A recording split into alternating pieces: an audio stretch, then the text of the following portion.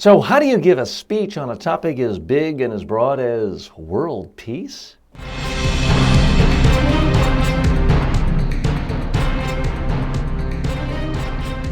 Speaking, the show about effective speaking in public, to the media, at work, and in life.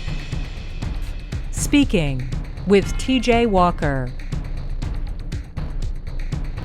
So, this question comes from one of our regular listeners and viewers on LinkedIn. Audrey Seva writes in, TJ, I'd like you to address a topic about stopping any war ASAP and creating a more peaceful world. How do you talk about a subject like that? Well, Audrey, I have to confess, when I first saw the question, I kind of rolled my eyes. Oh, a speech about world peace. But then I stepped back for a minute and I thought about it. I said, this is actually a topic that a lot of my clients talk about all the time. Now, I have a lot of clients who work for the United Nations in various agencies that have to deal with nuclear testing, detecting nuclear bombs, detecting chemical warfare, and with diplomats all over the world. And so that is what they actually talk about. Here's the key, and here's why I rolled my eyes. When you say a speech about why I want world peace, the first thing that comes to people's minds are these sort of bubble-headed, vacuous, empty beauty pageant contestants.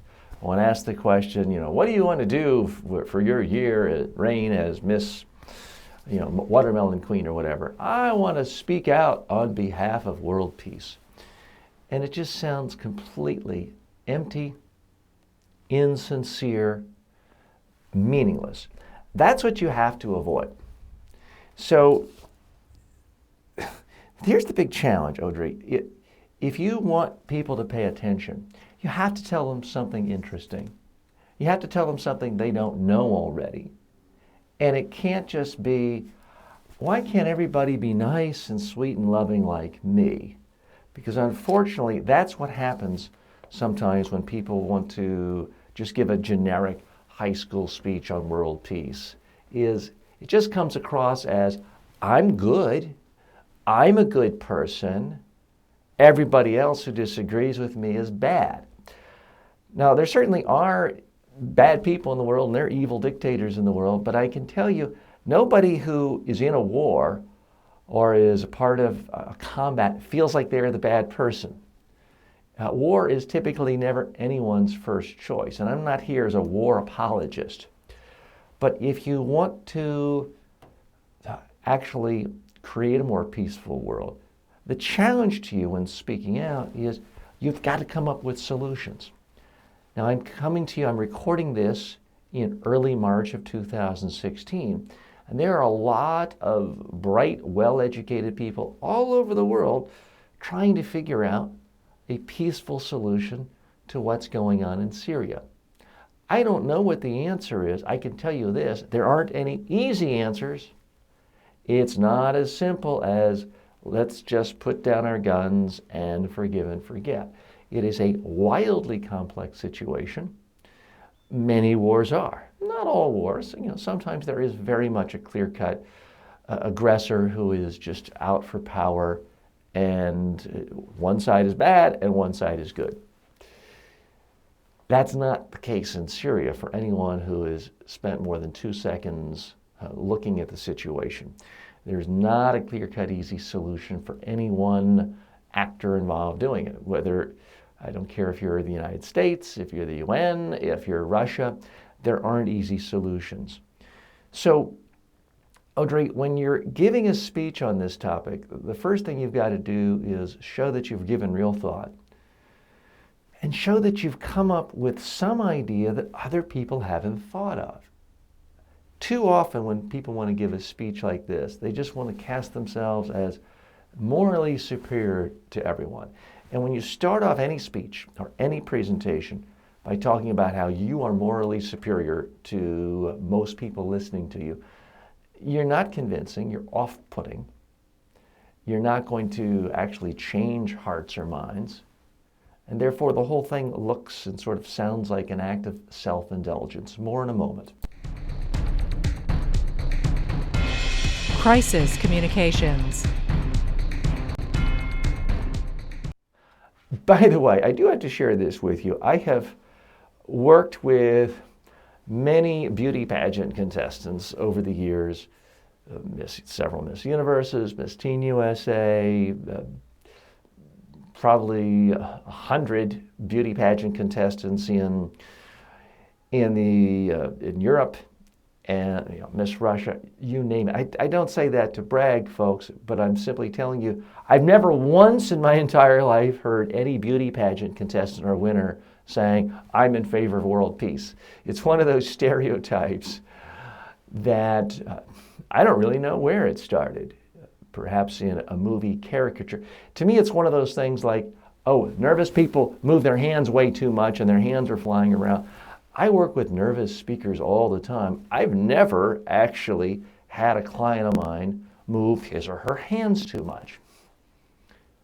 So sometimes cliches and stereotypes are based on an exaggeration of something that really happens. Sometimes it's just kind of out of thin air. I will tell you, beauty pageant contestants, I find, are kind of like any other profession. You have a whole range of talents and smarts and intelligence. Some of the most intelligent people I've ever worked with have been beauty pageant contestants, and some of the most shallowest people have been beauty pageant contestants and winners, big winners. You never necessarily know. But enough about the beauty pageant stuff. That's a very, very tiny, less than 0.01% of my client base. So I don't want to sound like I'm turning this into a beauty pageant advice contest. Back to the central issue of how do you talk about a subject that you may feel passionately about, and you feel that others, if they're on the other side, are almost beyond the pale. How do you do that in a meaningful way so that you don't seem off-putting? To me, the starting point is you have to come up with some new idea, some new way of looking at an issue, so you jar people out of their status quo thinking. You have to get them to look at something in a new way. If you can't do that, maybe you're not ready to give a speech. I need you to actually give some thought to that prospect. If you have nothing interesting to say, if you have nothing new to advance, maybe you ought not to be speaking. You've got to gauge your audience. It's one thing if you're giving a speech to the Council of Foreign Relations in New York City, and it's a highly sophisticated audience, and everyone has PhDs in foreign affairs. It's very different than if you're talking to a group of fourth graders at a school-wide assembly. It's just a different audience. And you have to realize you may have ideas that some people haven't thought of, the others may write it off. That's okay. Some of you have heard me talk about my own frustrations when I've been at Toastmasters conventions, and I've heard people stand up and give speeches, and the gist of it was, let's all take more time to hug our children and be nice to our puppies because that's what's really important in life. And I kind of rolled my eyes and thought, wow, what a trite cliche. I learned nothing from that speech. It was just warmed over platitudes. It was completely uninteresting. Yeah, this person's speaking skills were good, their techniques were good, but they could have read the phone book and frankly been as entertaining. That was my reaction to many of the Toastmasters speeches. And yet everyone else in the audience loved it. Wild applause, standing ovation, cheers. So I wasn't reached out and connected with for that speech. But you know what? That speaker did connect with a lot of other people in the audience. So you've got to figure out what is it that will work on the audience you're talking to seem meaningful to them. Beyond that, the biggest challenge is, as with any speech, how do you keep from just dumping a lot of data, dumping way too many concepts? Instead, slow it down, narrow it down to just a handful of principles, and then give highly, highly specific examples, case studies, and stories to make the ideas come alive. So if you're talking about a particular war and you're trying to get people in a certain region from being bombed and you want to put a human face on it, that's a perfect time to actually use a PowerPoint presentation and put up a picture of a young child who was perhaps injured or even killed if you want people to see who it is. Because there are a lot of people in the United States and in every country where if you just say, look, they are enemies, just bomb them, carpet bomb them, just clear out the whole area, there's a certain instinct in a certain percentage of people who would just say, heck yeah, that's the way, we got to be tough, we got to protect ourselves. But they completely flip, they completely switch to the other side if you show a human face of a 3-year-old girl who was bombed or could be bombed because this is the target for the military campaign. So putting a human face on it. The more I'm involved with different people in different industries, different issues, different subject matters, the more I see the similarities are far more important than the differences in speeches. If you want to convince somebody of something, whether it's why they should be against a particular war and in favor of your policy outcome, you got to follow the basics. Don't data dump. Focus on a handful of ideas in your presentation. Give examples, case studies. Tell real stories involving real people. And wars have real people in them. And let people know what you want them to do. What can they specifically do? To just have a generalized feeling of, oh, I'm a good person, I'm against war, doesn't really do much. If you need people to pressure the politicians to change policies or to vote for a new set of politicians, tell them exactly what you want them to do. Otherwise, it can come across, frankly, as an exercise in navel-gazing and in just sort of telling people how wonderful you are and how good you are. That never comes across well for any speaker.